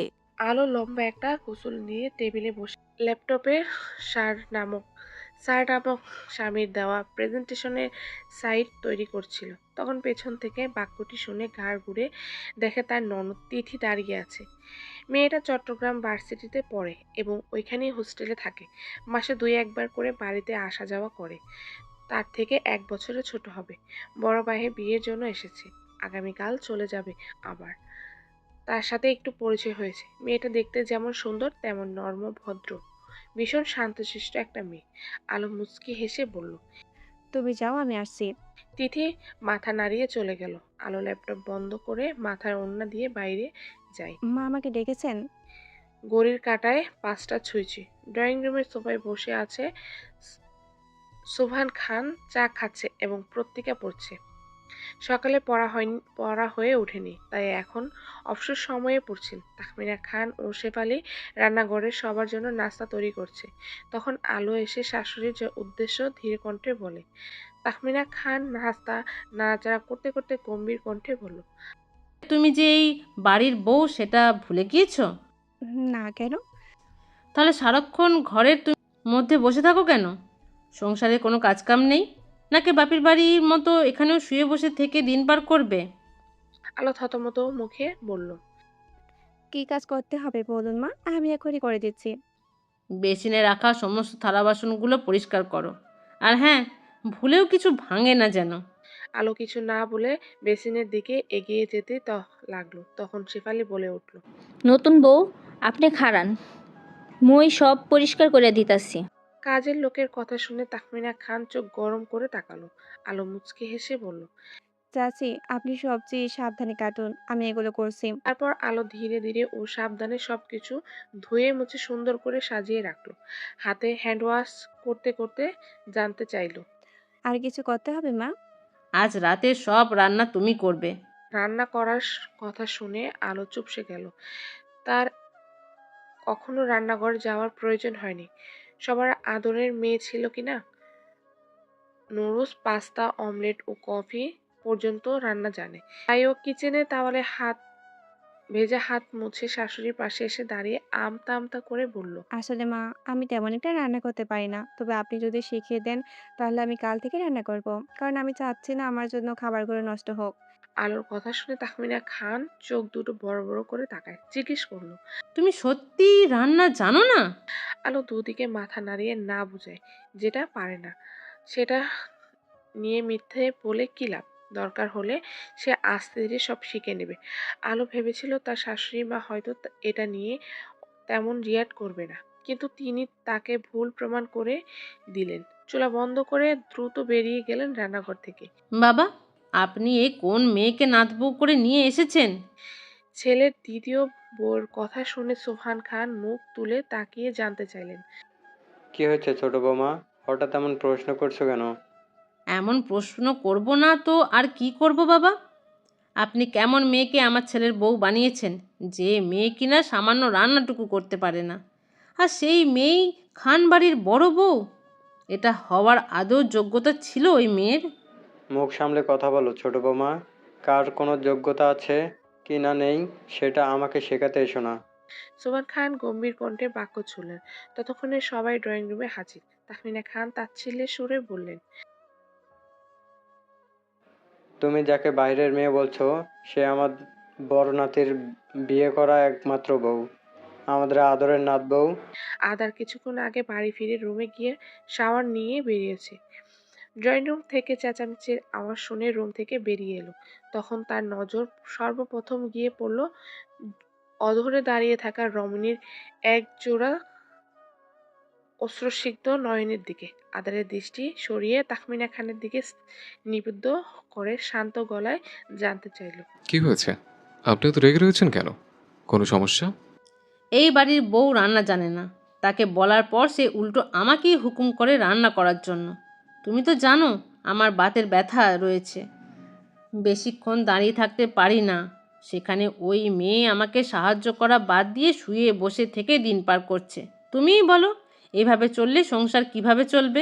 আদার কিছুক্ষণ চুপ থেকে গম্ভীর কণ্ঠে বলল, আগে যেভাবে সংসার চলেছে সেভাবে না হয় চলবে ছোটো মা। ও রান্না জানুক আর না জানুক এতে কোনো সমস্যা নেই। রান্না করার জন্য শেফালি চাচি রয়েছে তো। তবুও যদি আপনি চান বাড়ির বউ রান্না করবে, তাহলে ওকে কিছুটা সময় দিন সব কিছু শিখে নেওয়ার জন্য। আমরা শুরু থেকে কেউই সব কিছু শিখে পড়ে আসি নাই। তিথি যেমন আমাদের বাড়ির আদর মেয়ে, ঠিক তেমন আলোও তার বাড়ির আদর মেয়ে। আপনি যেমন তিথিকে রান্নাঘরে যেতে দেন না, তেমন তার মাও তাকে যেতে দিত না। এটা একদম স্বাভাবিক বিষয়। আমি আশা করছি আপনি আলোকে সময় দিবেন সব কিছুতে মানিয়ে নেওয়ার জন্য। কিছু ভুল করলে সূত্র দিয়ে শিখিয়ে দেবেন। আমি না পারলে শেফালি চাচিকে বলবেন, উনি সব শিখিয়ে দেবে। আলো এক মুহূর্তের জন্য ভেবেছিল তার শাশুড়ির মতো হয়তো এখন এই মানুষটাও তাকে কথা শোনাবে, কিন্তু তার পক্ষ নিয়ে এভাবে যে প্রতিবাদ করবে সেটা কখনোই ভাবতে পারেনি। ঠিক তেমন তাহমিনা খানও ভাবতে পারেনি। তিনি তাচ্ছিল্যের সুরে বললেন, বিয়ে করতে না করতেই মাকে পর করে দিলে? আপনি ভুল ভাবছেন, আমি জাস্ট ফ্যাক্ট তুলে ধরেছি। এই সামান্য রান্নার বিষয় নিয়ে খান বাড়িতে ঝামেলা শোভা পায় না। আর আপনি খুব ভালো করেই জানেন আমি সবসময় ঝামেলা এড়িয়ে চলি। বাড়িতে কোনো বিষয় অশান্তি হোক সেটা একদম চাই না। তবুও যদি আপনারা এমন করেন তাহলে বলুন, আমি এক্ষুনি চলে যাচ্ছি। এইসব ড্রামা দেখার মোটেও ইচ্ছে নেই। তাহমিনা খান কিছু না বলে হনহন করে নিজ রুমে চলে গেলেন। ওনার পিছু পিছু জ্যোতি ও তিথি যায়। নাতির কথাগুলো শুনে আজ বেশ খুশি হয়েছে সুফান খান, তবে সেটা মুখে প্রকাশ করলো না। চুপচাপ বসে থেকে ঠান্ডা চায়ের কাপে চুমুক দিয়ে খবরের কাগজ দৃষ্টি রাখলেন। আলো আড়ালে ওড়না দিয়ে চোখের পানি মুছে পিছন ফিরে রান্নাঘরের দিকে পা বাড়াতে আদার গম্ভীর কণ্ঠে বলে উঠল, আগামীকাল যদি প্রেজেন্টেশন খারাপ হয় তাহলে আপনাকে 10 তলা থেকে টুপ করে ফেলে দেবো মিস কালু। তখন হাসপাতালে বেডে শুয়ে থেকে রান্নাবান্না করেন। রাত বাজে 10:30। নিস্তব্ধ রুমের মাঝে পড়ার টেবিলে বসে থেকে কাজ করছে আলো। তখন সে রান্না করতে চাইলেও শেফালি চাচি করতে দেয়নি, নিজেও আর জোর করেনি। নয়তো দেখা যাবে হাত পা পুড়িয়ে বসে আছে। তার মধ্যে স্যারের হুমকি তো ছিলই। সে আর যাই হোক ওই লোকটাকে এসব ব্যাপারে মোটেও বিশ্বাস করে না। তবে আজ সন্ধ্যার ঘটনার জন্য বেশ মন খারাপ তার। কোথাও না কোথাও নিজের উপরই বড় রাগ হচ্ছে। ফাঁকে না দিয়ে যদি রান্নাবান্না শিখে নিত তাহলে হয়তো এমন পরিস্থিতিতে পড়তে হতো না। সবই কপাল। আলো দীর্ঘশ্বাস ছেড়ে সাইড বানাতে মনোযোগ দিল। অলরেডি 2টা শেষের পথে, আরেকটি হয়ে গেলে প্রেজেন্টেশন কমপ্লিট। তারপর নাক ডেকে আরামসে ঘুম দিবে। মাথাটাও বড্ড ব্যথা করছে। আদার কিছু কাজের জন্য বাইরে গিয়েছিল। বাড়িতে ফিরতে ফিরতে 11:30 বেজে গেছে। ড্রয়িং রুমে প্রবেশ করতেই তিথি ছুটে এলো। আদার নিয়ে আসা ফুচকা, বেলপুরি, কাবাব ও আইসক্রিমগুলো ছোট বোনের হাতে দিয়ে ধীর কণ্ঠে বলল, কাল রাতে তোকে চট্টগ্রামে ড্রপ করে আসবানি। তিথি অনেক খুশি হলো। আদার আর কিছু না বলে দোতলায় সিঁড়ি বেয়ে উঠতে জ্যোতির দিকে বলল, আধার ভাই, আমার ফুল কই? আদার পিছে না ফিরে উপরে উঠতে উঠতে গম্ভীর কণ্ঠে জবাব দিল। না, নেই। জ্যোতি মুখটা চুপসে গেল। তিথি ড্রয়িং রুমে এসে খাবারগুলো প্লেটে সাজিয়ে রাখতে রাখতে বলল, তুমি 1000বার বললেও ভাইয়া ফুল এনে দেয় না তোমাকে, তবুও তুমি কেন বারবার ওইটাই চাও আপু? জ্যোতি একটা চেয়ার টেনে নিয়ে বসে বলল, আমার না খুব শখ তোর ভাইয়ের হাত থেকে ফুল নেওয়ার। তোমার শখ শখই থেকে যাবে, পূরণ আর হচ্ছে না। কারণ এখন ফুল নিয়ে এলেও সেটা ভাবিকে দিবে, তোমাকে কেন দিবে? ভুলে যাস না, তোর ভাইয়ের এই বিয়েতে মত নেই। শুধুমাত্র তোর দাদা জানের জন্য ওই মেয়েকে বিয়ে করতে বাধ্য হয়েছে। কিছুদিন যাক, তখন দেখবে আদার ভাই ওই মেয়েকে ডিভোর্স দিয়েছে। তিথির হাত জোড়া থেমে গেল। সে জ্যোতির দিকে তাকিয়ে অবাক কণ্ঠে বলল, মানছি ভাইয়ার মতো নেই, তাই বলে ডিভোর্স? আমার মনে হয় না বড় ভাইয়া এমনটা করবে, কারণ দাদা জানিটা কখনোই হতে দিবে না। সময় বলে দিবে কে সঠিক কে বেঠিক। আদার রুমে প্রবেশ করতেই দেখতে পেল আলো টেবিলের উপর মাথা ঠেকিয়ে ঘুমিয়ে আছে। এটা দেখে সে বিরক্ত হলো। এই মেয়েটা যেখানে সেখানে ঘুমিয়ে যায়, তারপরেও ঘুমের কোনো ছিঁড়ি নেই। সে এক নজর সরিয়ে শরীরে গায়ে থাকা শার্ট খুলে আলমারি থেকে টি শার্ট ও ট্রাউজার নিয়ে ওয়াশরুমে চলে গেল। দাদা যান, ছোট মা খেয়েছে? তিথি ভাইয়ের প্লেটে ভাত বেড়ে দিতে দিতে বললেন, হ্যাঁ, সবাই খেয়েছে, শুধু ভাবি বাদে। আদারের কপাল কুঁচকে গেল। সে কিছু জিজ্ঞেস করবে তার আগেই যদি চোখ মুখ কুঁচকে বলল, নাও, শুরু হয়ে গেছে মেয়েটার নাটক চত্বর সব। তিথি আর চোখে খেয়াল করলো তার ভাইয়ের চেহারা একদম স্বাভাবিক। ধীর কণ্ঠে বলল, ভাবি বলেছিল প্রেজেন্টেশন কমপ্লিট হওয়ার পর এসে খেয়ে যাবে, কিন্তু তার আগেই ঘুমিয়ে গিয়েছে, তাই আর ওনাকে ডিস্টার্ব করিনি ভাইয়া। আদার কিছু না বলে চুপচাপ খেতে শুরু করলো। জ্যোতি রান্নাঘর থেকে পায়েসের পাত্র নিয়ে এসে টেবিলের উপর রেখে একগাল হেসে বলল, তোমার পছন্দের ডেজার্ট তৈরি করেছি আধার ভাই, খেয়ে বলো তো কেমন হয়েছে। মিষ্টি খেতে ইচ্ছা করছে না। আদার স্বাভাবিক গলায় বলল। সেটা শুনে জ্যোতির হাসিটা গায়েব হয়ে গেল। সে কিছু না বলে চুপচাপ এখান থেকে চলে গেল। মনে মনে বিড়বিড় করে বলল, আমিও দেখবো তুমি কতদিন আমাকে ইগনোর করতে পারো আদার ভাই? আজ হোক কিংবা কাল, তোমাকে আমি নিজের করে নিবই। আদার খাওয়া দাওয়া শেষ করে একটা প্লেটে খাবার সাজিয়ে নিয়ে উপরে চলে গেল। তিথি বসে থেকে পায়েস খেতে খেতে বাইরে যাওয়ার পথের দিকে তাকিয়ে থেকে মুচকি হাসলো। চোখে মুখে পানি পড়তেই দরফরিয়ে উঠল আলো। মেয়েটা এতটাই হকচকিয়ে গিয়েছে যে চেয়ার নিয়ে উল্টে ঠাস করে নিচে পড়ে গেল। আলো হতভম্ব হয়ে কোমরে চেপে ধরে সামনে দাঁড়িয়ে থাকা স্বামীর দিকে তাকায়। পরিস্থিতি বুঝতে কিছুটা সময় লাগে, কিন্তু যখন বুঝতে পারলো তখন রাগে চেঁচিয়ে উঠল। হ্যাঁ, আপনার সমস্যা কি? আমার ঘুমের সাথে আপনার এত শত্রুতা কেন? আধা টেবিলের উপর প্লেট রেখে দ্বিকণ্ঠে বলল। খাবার খেয়ে তারপর ঘুমা। আলো কিছু বলতে গিয়েও থেমে গেল। সোজা হয়ে দাঁড়িয়ে বিড়বিড় করে বলল। ভালো করে ডাকলেই তো পাতেন, শুধু শুধু রাতের বেলা ভিজিয়ে দেন। আদার এক নজর ভেজা ভেজা মুখশ্রীর দিকে তাকিয়ে বিছানায় যেতে যেতে বলল। এক গ্লাসের জায়গায় এক বালতি পানি ডিজার্ভ করতে। আলো দাঁত কিরমির কিরমির করলো, মনে মনে বলল। শালা, তোকে যদি গোবরের পানিতে চোবানি না দিয়েছি তাহলে আমিও আলো রহমান নই। এসব বিড়বিড় করতে করতে তোয়ালে দিয়ে চোখ মুখ মুছে ওয়াশরুম থেকে হাত ধুয়ে এসে নিচ থেকে চেয়ার টেনে তুলে বসবো। খিদের জন্য তার পেট জ্বলে যাচ্ছে। কখন যে ঘুমিয়ে গেছে বুঝতে পারেনি, তবে এখন সব ইঁদুরগুলো পেটের মধ্যে তাণ্ডব শুরু করে দিয়েছে। আরও চুপচাপ খাবার খেয়ে নিল। প্লেট গুছিয়ে রেখে কিছুক্ষণ হাঁটাহাঁটি করে রুমের লাইট নিভিয়ে ড্রিম লাইট জ্বালিয়ে দিল। ততক্ষণে আদার ল্যাপটপে নিজের কাজ শেষ করে শুয়ে পড়েছে। আলো এখনো ভূতের মতো দাঁড়িয়ে আছে। মূলত সে ভাবছে আজ কোথায় শুবে। এ কয়দিন সোফা থেকে পড়তে পড়তে তার পিঠে কোমরের 12টা বেজে গেছে। এভাবে চলতে থাকলে তার শরীরে আস্ত একটা হাড্ডি থাকবে না। এদিকে বদমাইশ লোকটাও কি শান্তিতে ঘুমাচ্ছে, অথচ সে কষ্ট করছে। আলো আজ ঠিক করে নিয়েছে এখন থেকে সে বিছানায় থাকবে। তার সাথে শুতে যদি এই লোকের অসুবিধা হয় তাহলে তিনি না হয় সোফাতে ঘুমাবে, তবুও সে আর নিজের শরীরে কষ্ট দিবে না। অনেক ছাড় দিয়েছে, এখন আর না। আলো টুপ করে নরম তুলতুলে কমফোর্টেবলের মধ্যে ঢুকে গেল। আহ, কি আরাম! কতদিন পর নরম বিছানায় শুয়েছে। আজ একদম রিল্যাক্সে ঘুমাবে, তারপর যা হবে সকালে দেখা যাবে। ধীরে ধীরে একসময় অতিবাহিত হয়ে যায়। নিজের শরীরের উপর ভারী কিছু অস্তিত্ব টের পেয়ে ঘুম হালকা হয়ে যায় আধারে। সে পিটপিট করে চোখ মেলে তাকাতেই আহাম্মক পড়ে যায়। আলো তাকে কোলবালিশের মতো হাত পা দিয়ে পেঁচিয়ে ধরে বেঘুরে ঘুমাচ্ছে। মেয়েটার মাথা তার নগ্ন বুকের মাঝে। আদার কিছুক্ষণ বিস্ময়ে তাকিয়ে মেয়েটাকে নিজের কাছ থেকে সরিয়ে দেওয়ার চেষ্টা করলো। এদিকে আলো ঘুমের ঘোরে আরো শক্ত করে জড়িয়ে ধরে বিড়বিড় করলো। কোলবালিশ, তুই আজ এত নড়িস কেন? আমাকে একটু শান্তিতে ঘুমাতে দে, নয়তো তোকে রাস্তায় ফেলে আসবো। আদা বিরক্তির কণ্ঠে বলল। আমি তোমার গোল বলিস না, চলে জ্যান্ত একটা মানুষ, ছাড়ো আমাকে, অসভ্য মেয়ে। আলো কান অব্দি এই কথাগুলো আদৌ পৌঁছেছে কিনা সন্দেহ। সে তো নিজে ডান পা সারের পেটের উপর তুলে দিয়ে আরামসে ঘুমাচ্ছে। আদারের ধৈর্য বাঁধ ভেঙে গেল। সে একটু শক্তি খাটিয়ে নিজের থেকে আলোকে দূরে সরিয়ে দিল। এই মেয়েটার ঘুমের স্টাইল সাংঘাতিক। আদার ফোঁস করে তপ্ত শ্বাস ফেলে উপর হয়ে বালিশের মুখ গুজল।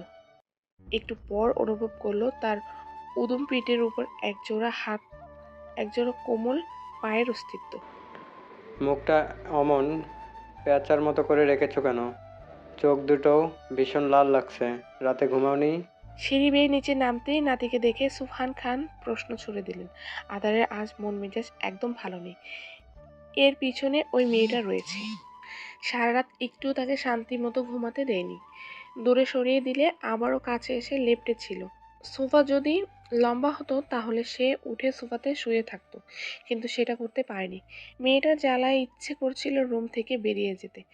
তেমন কিছু না দাদা যান। আদার সোফার উপর সে ধীরে কণ্ঠে বলল। সুবহান খান হেসে বলল। বুঝি। আদার কথা বাড়ালো না। শেফালি এসে কফি দিয়ে গেল। তাহমিনা খান তাদের থেকে কিছুটা দূরে সোফায় বসে থেকে গম্ভীর মুখে চা খাচ্ছে আর আদারকে পর্যবেক্ষণ করছে। ওনার সাথে জ্যোতিও আছে, আর তিথি এখনো ঘুমে। আদার ভাই, তোমার ঘাড়ে ওটা কিসের দাগ? জ্যোতির কথা শুনে সবার নজর আদারের উন্মুক্ত ঘাড়ের দিকে নিবদ্ধ হলো। জায়গাটা লাল হয়ে আছে, দেখেই বোঝা যাচ্ছে ধারালো নখের আঁচড় লেগেছে। সুবহান খান মিটমিট করে হাসছেন। আদার শান্ত ভঙ্গিতে উঠে গিয়ে বলে উঠল, আমার শরীরে দাগ রয়েছে কিনা সেটা তোর দেখার বিষয় না। আমি আগেও বলেছি, আজ আবারও বলছি, নিজের সীমার মধ্যে থাকার চেষ্টা কর, আর আমার ব্যাপারে অযথা নাক ঘামানোটা বন্ধ কর। রাগে কষ্টে অপমানে জ্যোতির কান্না পেল।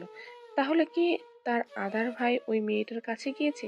কিন্তু এটা কি করে সম্ভব? আদার ভাই তো ওই মেয়েটাকে একটুও পছন্দ করে না, আর না এই বিয়েটাকে মেনে নিয়েছে। তাহলে জ্যোতি ছলছল চোখে তাহমিনা খানের দিকে তাকায়। তিনি ইশারা করে শান্ত হতে বললেন। মেয়েটা অসহায় কণ্ঠে বিড়বিড় করে বলল, আর কত শান্ত থাকবো খালামণি? শান্ত থাকতে থাকতেই তো আমি আদার ভাইকে হারিয়ে ফেললাম। তুমি আমার কথা দিয়েছিলে, সেটা কিন্তু রাখতে পারলে না, অথচ আমাকে শান্ত থাকতে বলছো। সরি টু সে খালামণি, এবার থেকে আমার অশান্ত রূপটাই দেখবে। অনেক সহ্য করেছে, কিন্তু আর না। জ্যোতি বলেই জ্যোতি হনহন করে সেখান থেকে চলে গেল, আর পিছনে ফেলে গেল চিন্তিত তাহমিনা খানকে।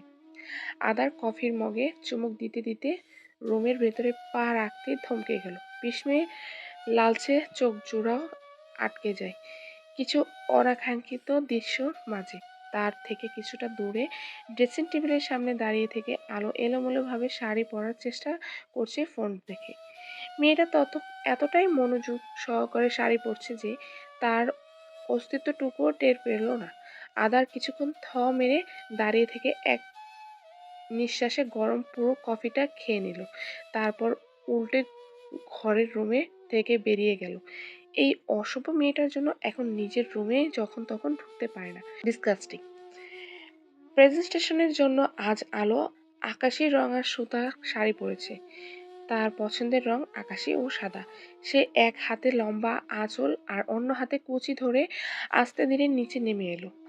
মাশাল্লাহ, আমার নাত বউয়ের একদম আকাশের পরীর মতো লাগছে। সুবহান খান মুগ্ধ চোখে তাকিয়ে থেকে প্রশংসা করলেন। আলো একগাল হেসে কাছে এসে দাদা শ্বশুরের পাশে বসলো। তারপর দু হাতে জড়িয়ে ধরে আহ্লাদি কণ্ঠে আহ্লাদি গলায় বলল, তুমি আমার থেকেও খুব সুন্দর দাদু ভাই। সুবহান খান শব্দ করে হেসে দিয়ে মেয়েটার মাথায় হাত বুলিয়ে বললেন, আমার বউ তো আর এমনি এমনি পাগল হয়নি আমার জন্য। আলো ফিক করে হেসে দিলেন। মানতেই হচ্ছে, দাদিজানের পছন্দ মারাত্মক। সুবহান খান কিছু একটা ভেবে বললেন, আমার বউকে জান বলছিস, আর আমাকে ভাই? ঠিক আছে, এখন থেকে না হয় তোমাকেও দাদাজান বলে ডাকবো। সুবহান খান মুচকি হেসে মাথা নাড়িয়ে সম্মতি দিল। তাহমিনা খান ডাইনিং সাজিয়ে ধীরে কণ্ঠে বললেন, নাস্তা রেডি, সবাই চলে এসো। আলো আর দাদাজানের সাথে উঠে গেল। খেয়াল করলো আদার স্যারের পাশে চেয়ার জ্যোতি বসেছে, আর তার পাশে তিথি। সুবহান খান প্রথম চেয়ার বসতে বসতে জ্যোতির উদ্দেশ্যে বলল, আমার নাতির পাশে শুধু নাত বউয়ের বসার অধিকার আছে। যদি তুমি তিতির পাশে বসো। জ্যোতির মধ্যে কোনো হেলদোল দেখা গেল না। তার হাব ভাব বলে দিচ্ছে সে এখান থেকে উঠবে না। আলো ঘুরে এসে দাদাজানের পাশে চেয়ারে বসে পড়ল। সমস্যা নেই দাদাজান, আপু ওখানেই বসে থাকুক। সুবহান খান শক্ত চোখে নাতির দিকে তাকায়। সে তীক্ষ্ণ নজর দেখেও না দেখার ভান করে বসে থাকে। এক মনে নাস্তা করতে থাকলো। আশেপাশে কি হচ্ছে সেটা দেখার মতো আগ্রহ তার নেই। নাস্তা করা শেষে আরো ব্যাগ ফাইলগুলো নিয়ে বেরিয়ে এলো ভার্সিটি যাওয়ার জন্য। আদারও ফর্মাল পোশাকে রেডি হয়ে বেরিয়ে এসেছে। নাত বউরে সাথে করে ভার্সিটিতে নিয়ে যাও দাদুভাই। আদার ড্রেসিং রুমের সামনে আসতেই গম্ভীর কণ্ঠে আদেশে ছুড়ে দিল সুবহান খান। আলো থতমত মুখে চেয়ে রইল। আদার কিছুক্ষণ চুপ থেকে বাইরে যেতে যেতে বলে উঠল, এসো। আলো শাড়ি সামলিয়ে গাড়ির প্রথম ডোরে খুলতে যাবে তখনই যদি শাড়ি পরে সেজে গুজে এসে তাকে পাশ কাটিয়ে সোজা আদার স্যারের পাশে বসে গেল। আমি পেছনে বসতে কমফোর্ট ফিল করি না। তোমার কোনো অসুবিধা নেই তো পেছনে বসতে? আলো দ্রুত মাথা নাড়িয়ে বলল। না না আপু, আমার কোনো অসুবিধা নেই। তারপর পেছনের ডোর খুলে বসে পড়ল আলো। এদিকে আদারের চোয়াল শক্ত হয়ে আছে। সে নিজেকে যথেষ্ট সামলিয়ে জানতে চাইল। তুই কোথায় যাবি? যদি একগাল হেসে বলল, তোমার ভার্সিটিতে। অনেকদিন তো যাওয়া হয় না, একটু ঘুরতাম আর কি। আদার আর কিছু না বলে সিট বেল্ট বেঁধে গাড়ি স্টার্ট দিল। অনেকটা সময় পেরিয়ে ভার্সিটি থেকে কিছুটা দূরে গাড়ি থামিয়ে দিল। আলো কোনো কথা না বলে চুপচাপ নেমে গেল, কারণ সে জানে তার জন্য এখানে থেমেছে। তার মতো এই লোকটা চায় না ভার্সিটি কেউ জানুক তাদের দুজনের সম্পর্ক কি। তুইও নাম। আদারের কথা শুনে জ্যোতি অবাক কণ্ঠে বলল, কেন? আমি এক কথা দুবার বলতে পছন্দ করি না। জ্যোতি মন খারাপ করে নেমে গেল। ততক্ষণে আলো অনেকটা এগিয়ে গিয়েছে। খোলা কালো চুলগুলো বাতাসে উঠছে, সাথে শাড়ির লম্বা আঁচল। জ্যোতি ভেবেছিল আলো রিয়াক্ট করবে কিংবা জেলাস হবে, কিন্তু তাকে অবাক করে দিয়ে মেয়েটা কিছু মনে করলো না, আর না কোনো অস্বস্তি ছিল। সকাল গড়িয়ে দুপুর হয়ে এসেছে। আজ প্রেজেন্টেশন ভালোই হয়েছে আলোর। আদার স্যার প্রশংসা না করলেও অন্য স্যাররা করেছে, তাই সে খুব খুশি। বন্ধু মহলের সাথে ক্যান্টিন থেকে হালকা পাতলা খাবার খেয়ে ক্যাম্পাসে এসে বসেছে সবাই। এখন টিফিন টাইম, তারপর ল্যাব ক্লাস রয়েছে। নির্জন একজন সিনিয়রের কাছ থেকে একটা গিটার নিয়ে ছুটে এলো, তারপর হাঁপাতে হাঁপাতে বলল, না দোস্ত, একটা গান শোনা। বহুদিন হয়ে গেল তোর গান শুনি নাই। নির্জনের সাথে বাকিরাও সায় জানিয়ে আলোকে বলে গান গাইতে। যেহেতু এখন ফ্রি টাইম, তাই কারোরই কোনো অসুবিধা হওয়ার প্রশ্নই ওঠে না। আলো কিছুক্ষণ থ মেরে বসে থেকে নির্জনের হাত থেকে গিটারটা নিয়ে সবুজ ঘাসের উপর বসে পড়ল, আর তার আশেপাশে গোল হয়ে বসলো বন্ধু মহলের 5 জন সদস্য। আলো মুচকি হেসে চোখ বুজে লম্বা শ্বাস নিল, অতঃপর গিটারের টুংটাং শব্দ তুলে তার মায়াবী চিকন কণ্ঠে গুনগুন করে গেয়ে উঠল, মাধবীলতা আমি কাকন পালা, তোমার গানের সুর আমি গলের মালা, দেখি জলের রোদ আমি সাজের বেলা, মাধবীলতা আমি কাকন বালা, তোমার গানের সুর আমি গলের মালা, নীল আকাশের সূর্য আমি জ্যোৎস্নার আলো, তোমার স্বাদের প্রদীপ তাই আমার বাসো ভালো। সকলে গানের মাঝে ডুবে রয়েছে। আশেপাশের স্টোরের অনেকেই এসে তাদের সাথে বসেছে, কারণ তারা এই মিষ্টি কণ্ঠস্বরের সাথে বেশ পরিচিত। সবাই যখন মুগ্ধতার সাথে আলোর গান উপভোগ করছিল, তখন দূর থেকে কেউ একজন নিজ মনে অস্পষ্ট সুরে বলে উঠল, তোমার কণ্ঠ শ্বেত কোটির শ্যামা পাখির মায়াবী সুর।